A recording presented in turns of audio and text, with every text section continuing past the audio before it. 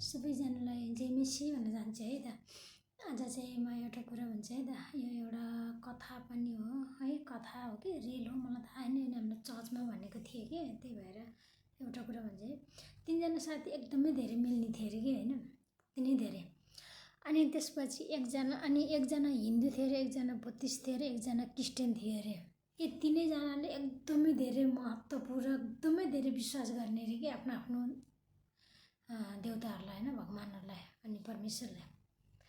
त्यसपछि उसो भए तँलाई कतिको तेरो भगवानले कतिको बचाउँदो रहेछ भनेर उनीहरूले निर्णय गरेर कसको भगवानले कति कति कसलाई बचाउँदो रहेछ भन्ने निर्णय गरेर होइन। अनि के गर्ने त भन्दा उनीहरू कौसीबाट हुन्छ अब जहाँ होस् होइन हाम फाल्ने भनेर। त्यसबाट बुद्धिस्टको मान्छे चाहिँ ल म जान्छु हाम फाल्न भनेर हाम फाल्न जाँदाखेरि होइन, हाम फाल्दाखेरि के अरे बुद्धिस्ट मलाई बचाउनुहोस् भन्दै हाम फालेको थियो अरे होइन, सम्झिँदै हाम फाल्दाखेरि अब ऊ मऱ्यो अरे। मरेपछि अब बुद्धिस्ट त अब ध्यानमा हुन्छ नि त, हतपत बचाउन आउन सकिँदैन होइन। त्यही कारणले गर्दा ऊ ध्यानमा हुनाले गर्दा बुद्धिस्ट धर्म मान्ने मान्छे मऱ्यो अरे है।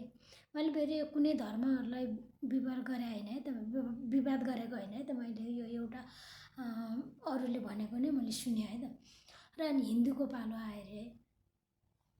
अनि हिन्दूको पालो आएपछि अनि हिन्दू गयो अरे। अनि हिन्दू त्यसरी नै जाँदाखेरि हिन्दूको चाहिँ अब एउटा मात्र छैन नि त भगवान, यति धेरै छ नि त होइन। कति कुनै 24 कोटी भगवानहरू हुन्छ नि त होइन। सबै कुरा सम्झिनु पर्ने हुन्छ होइन। अब शिव, पार्वती, काली, महाकाली के हो होइन। अनि विष्णु, अनि त्यो सबै देवतालाई सम्झिँदा ऊ पनि मरेछ अरे होइन। सम्झिँदा उसको पालै आएन क्या। कुन चाहिँ देवताहरूले त अब हान्था भयो नि त, सबै देवतालाई सम्झिँदा त हान्था भयो, कुन चाहिँले बचाउन जाने भन्ने भयो नि त। त्यही भएर ऊ पनि मऱ्यो अरे। अनि लास्टमा चाहिँ यीशु क्रिस्टको आयो अरे कि होइन भागी। अनि त्यो ऊ पनि हाम फाल्यो अरे। त्यहाँबाट हाम फालिदिएर त सर।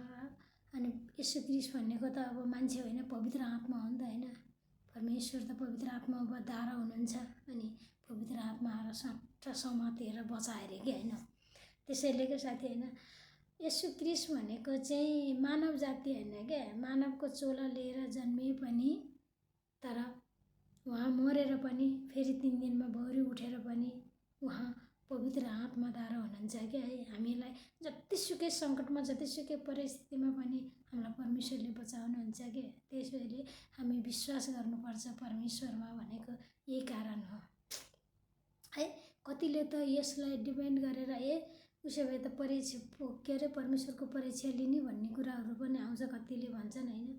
तर सत्य यही हो है, पवित्र आत्माद्वारा हुनुहुन्छ हामीलाई परमेश्वरले। कहिले पनि हामी विश्वास गर्नेहरूलाई र परमेश्वर पितालाई मान्नेहरूलाई कहिले पनि गर्नु हुँदैन क्या। साँच्ची भनेको है, सत्य हुनपर्छ, पवित्र हुनपर्छ। अनि परमेश्वरले हामीलाई जुन अवस्थामा पनि बचाउनु हुनेछ। साथी जय मसी।